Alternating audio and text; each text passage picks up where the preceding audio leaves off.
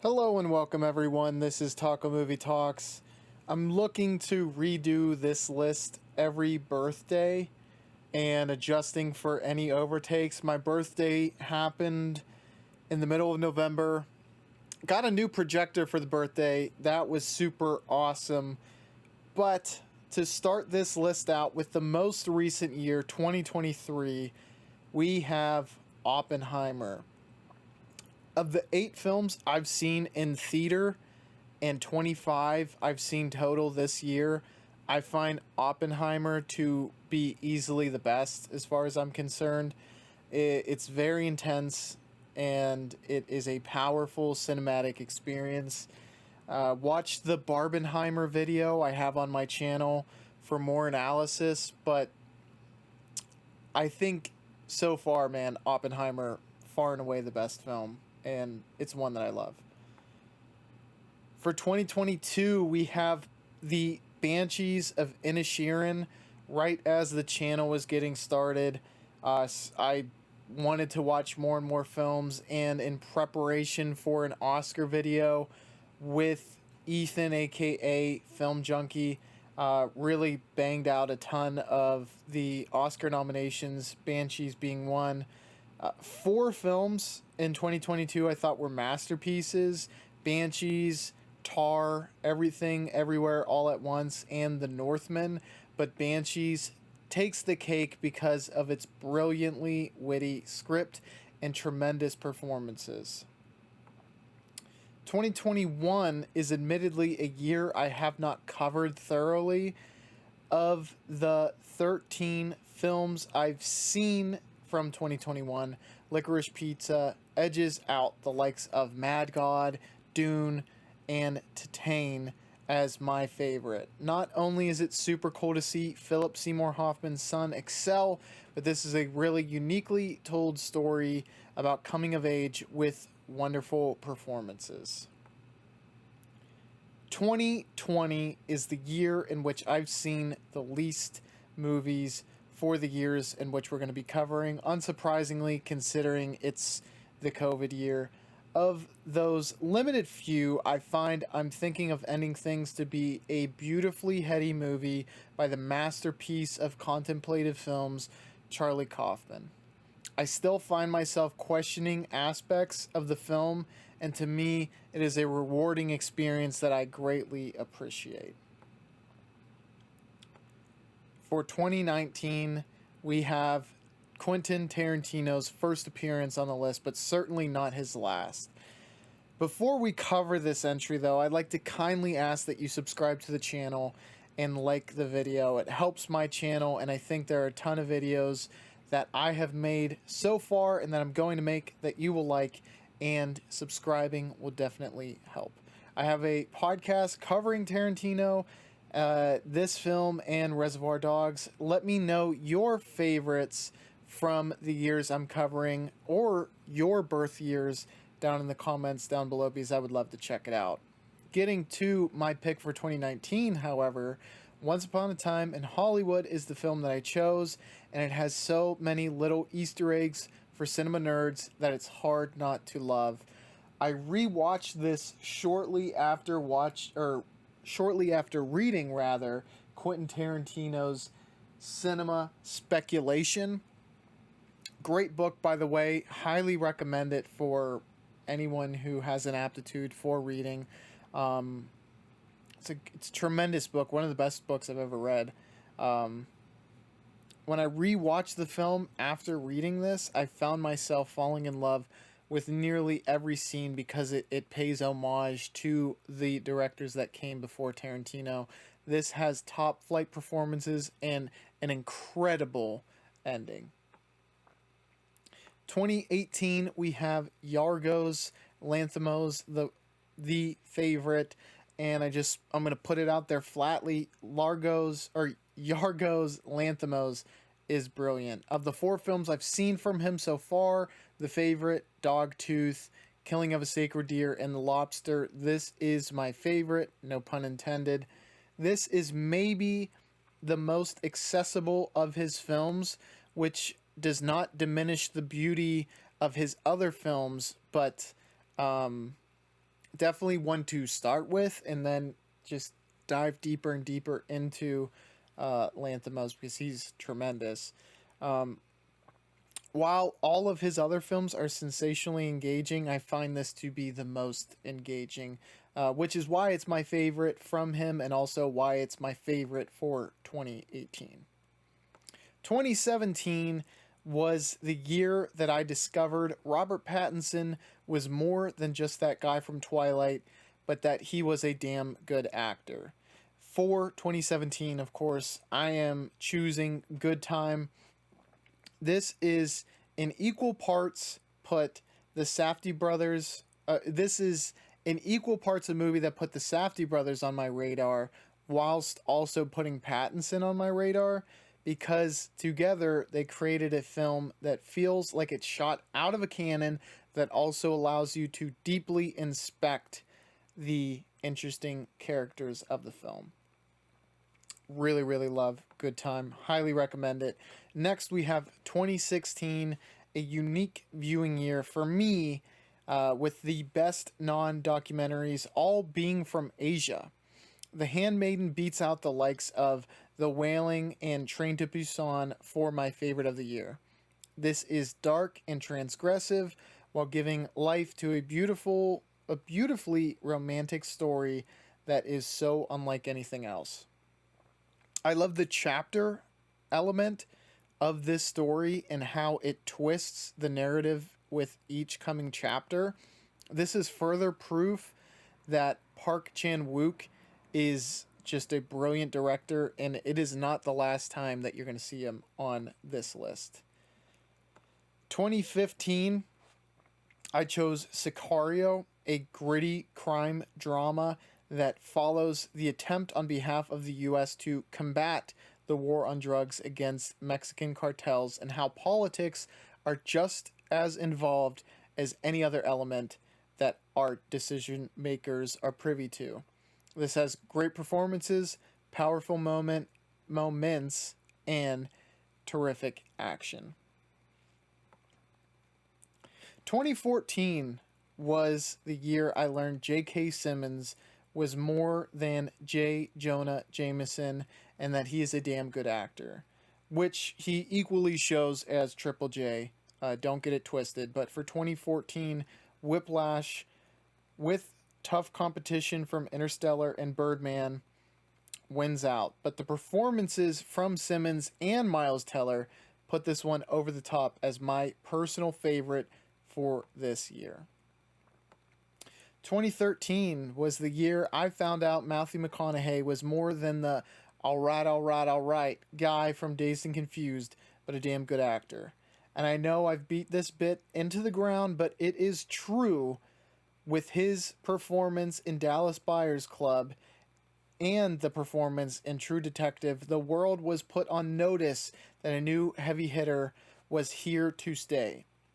And his performance solidifies this movie as my favorite in a tough competition with Denis Villeneuve's Prisoners. The next movie will definitely let you in on the fact that you will come to know throughout this list, which is I love Quentin Tarantino. 2012 is no different, as Django Unchained is my choice for favorite movie of that year. Getting to see Tarantino take on the Western genre and readapt the character of Django in a way was super fulfilling. First and foremost, Tarantino's violence as a whole is very much perfect for a spaghetti Western type of film. And in fact, I'd have to assume he was deeply inspired by those films growing up, as the influences come out time and time again in his filmography. This is a great Western for sure, in my favorite movie of 2012. 2011 was one of the hardest years to choose for me. Moneyball was really great. Von Trier had released his second film in the Depression trilogy, but for my money, I give the honor to The Cabin in the Woods. The likes of Wes Craven had already thoroughly explored the horror genre and dissected it with expertise, but Cabin takes it a step further and makes it a mind blowing take on the horror genre. And on original watch, I thought I knew exactly where it was going, and it completely took me by surprise. And it's equally as fulfilling on a rewatch, which is very, very impressive for horror in general. 2010 is a great movie year with I Saw the Devil and Black Swan portraying deep and dark character studies, but we find a third contestant that does something similar but in a different way. The Social Network is among Fincher's greatest works with lightning fast dialogue that makes it near impossible to look away. The deep introspection into the character of Mark Zuckerberg made for my favorite film of 2010, The Social Network. 2009 marks the third entry by one Quentin Tarantino on my list thus far. Inglourious Bastards has tremendous scenes and terrific performances, with Christoph Waltz, Hans Landa being the absolute show stealer throughout. This has all the hallmarks of a great Quentin Tarantino film, which is compounded by having the time period set during World War II. 2009 goes to Inglourious Bastards. 2008 is one of the easiest choices for me, as I will likely always have an undying love for The Dark Knight. Heath Ledger's performance is among the greatest of all time, and the action sequences in this film are great. Ledger solidified Joker as one of the greatest villains and most interesting villains ever with this film. 2008 goes to The Dark Knight.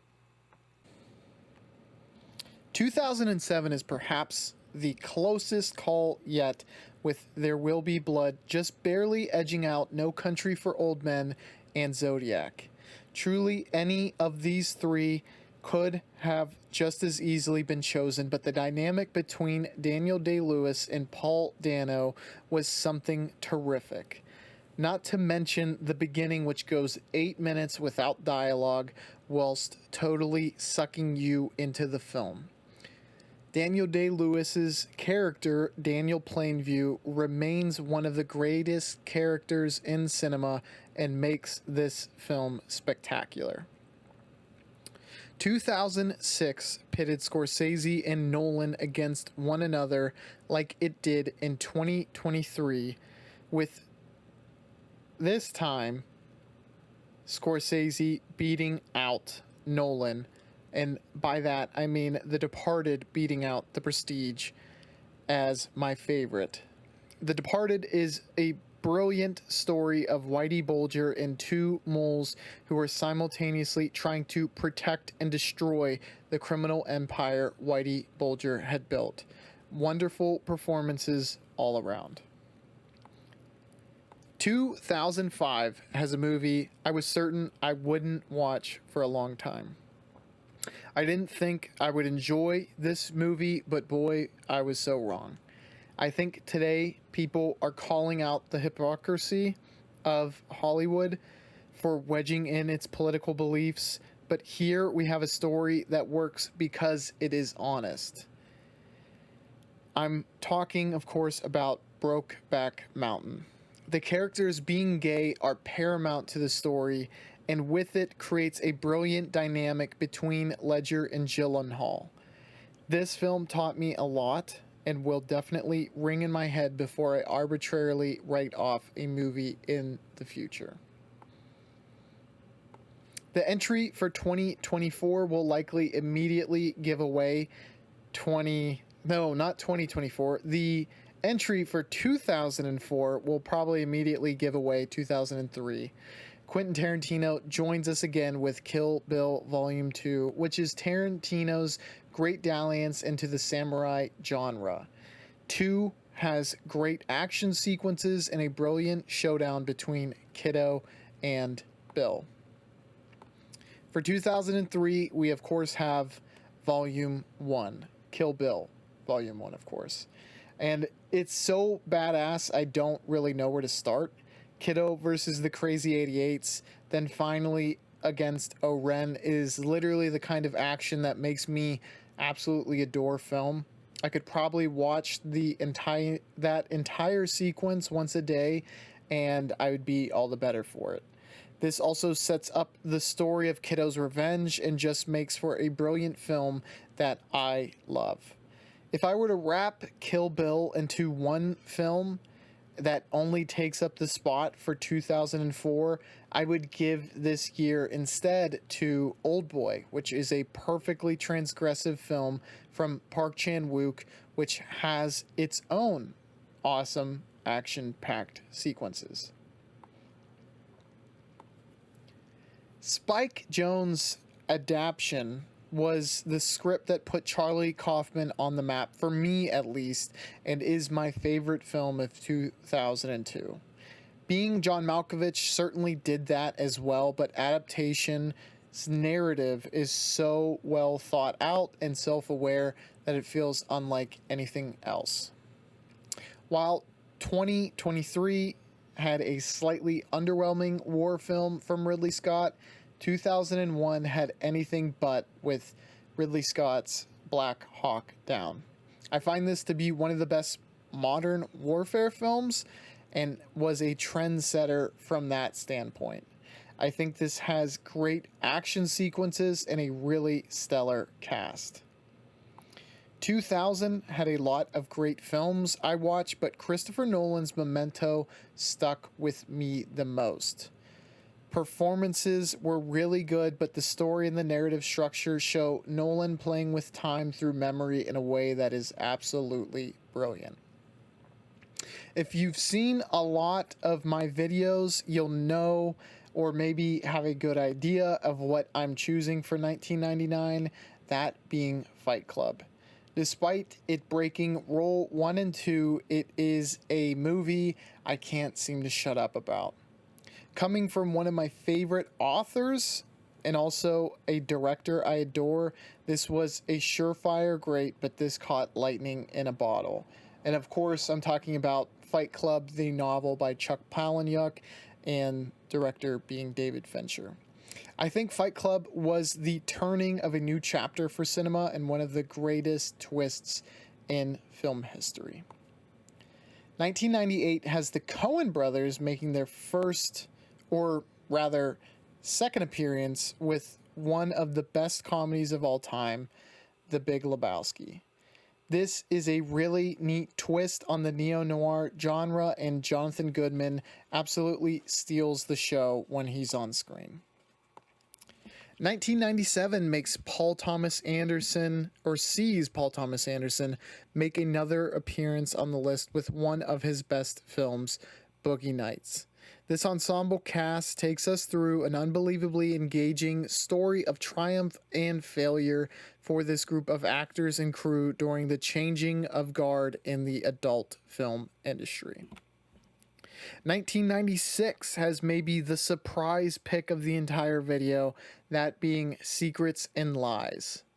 While Naked is my favorite Mike Leigh film, Secrets and Lies is a great story with genuinely wonderful performances. 1995 is the year of my birth, thus the final pick for this video, and that pick is none other than Heat. I absolutely love Pacino and De Niro in this film, and their initial interaction is absolutely brilliant. Not only does this film have great dialogue, but the action sequence through LA is top tier. Let me know your personal list, subscribe to the channel, and like the video. Thank you all, and I will catch you on the flippity floop. Bye, y'all.